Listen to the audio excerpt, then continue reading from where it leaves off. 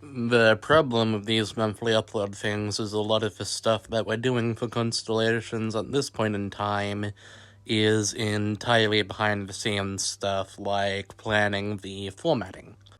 On that same note, however, I have also started a document to ensure that Constellations never again accidentally goes a week without posting. Until the 3rd of November, anyway.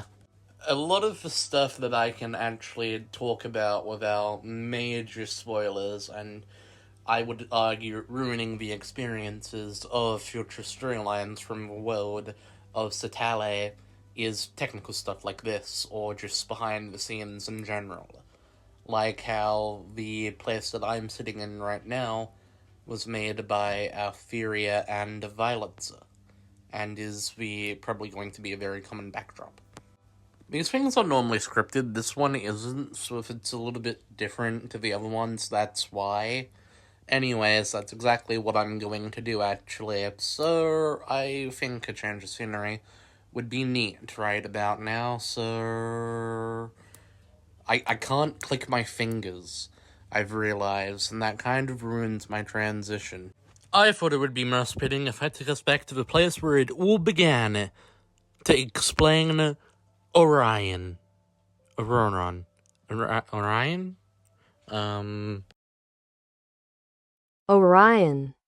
To explain Constellations Orion. The prequel of sorts to Constellation Simulated Faith. After the original version of Constellation Simulated Faith did not get enough people, there was a script for Orion, which was originally supposed to come out in January, as a prelude teaser to Simulated Faith instead of a prequel released after the fact. The problem with this is jarringly obvious, the fact that Elle and Za would lose their plot twist reveals to just immediately be revealed as the antagonists, without the build-up that ended up happening.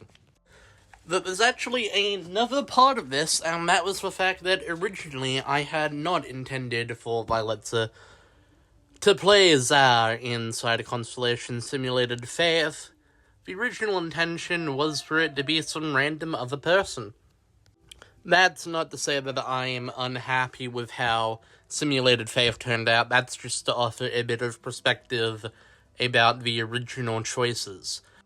There was also originally going to be a long build-up thread where every hour before the release of Auroron, a teaser was going to be posted. I'll hover some of them on screen now. I'm pretty sure the vast majority of content inside of them would have been retconned, however, so do of that what you will.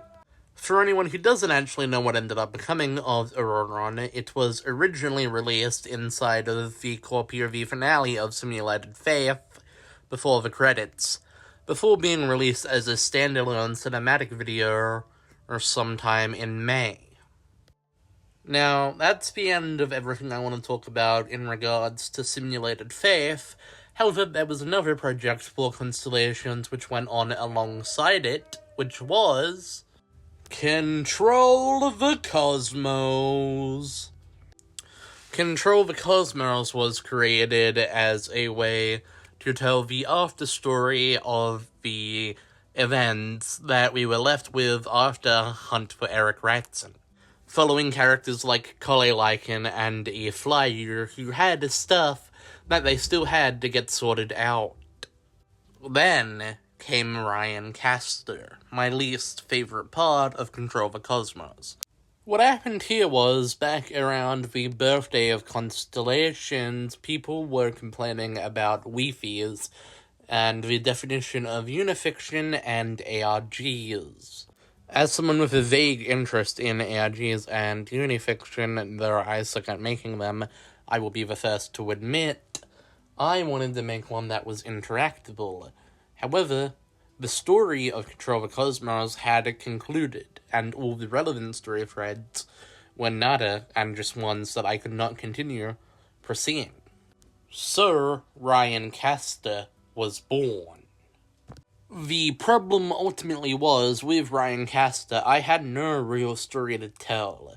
It's a nice little epilogue, and it sets up some stuff for Arc 2 of the main Constellation story, but as of now, and when it was running, it was just nothing. There was no incentive to care about the character.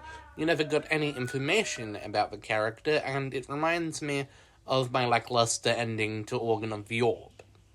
I'm not sure how I would make Ryan cast differently. I just know that if I was to try to tell the same story that I was trying to tell back then, with no story, I would definitely do it very differently to how I would have at the start of the year, which is a bit weird to say when that stuff was in February and it's only in July, but yeah. Though it has definitely taught me a very useful lesson in regards to Control the Cosmos, and how Control the Cosmos shouldn't be like standalone stories, but instead only run when one of the main Constellation stories is running, and that way it can like add to the world instead of having to try to establish things, which is not a very good medium to do so with. Like, for example, Siguri illness is a very relevant thing, and we first learn of it in Simulated Faith. But we learn more about Sigioria and also Cryolla from the Hunt for Eric Ratson and Control the Cosmos storylines. The message of Hunt for Eric Ratson and Control the Cosmos, and even maybe to a bit of a lesser extent Simulated Faith, has always been trying to say that no one can do anything alone.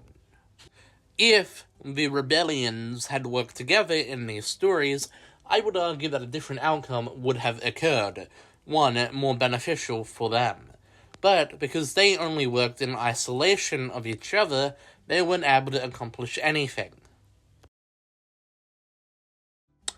The next time that I'm doing one of these Constellation Fifths, I should have more information on something called Constellations Minis and Tales from Stellati. As for what those are and what they entail, you'll just have to wait to find out.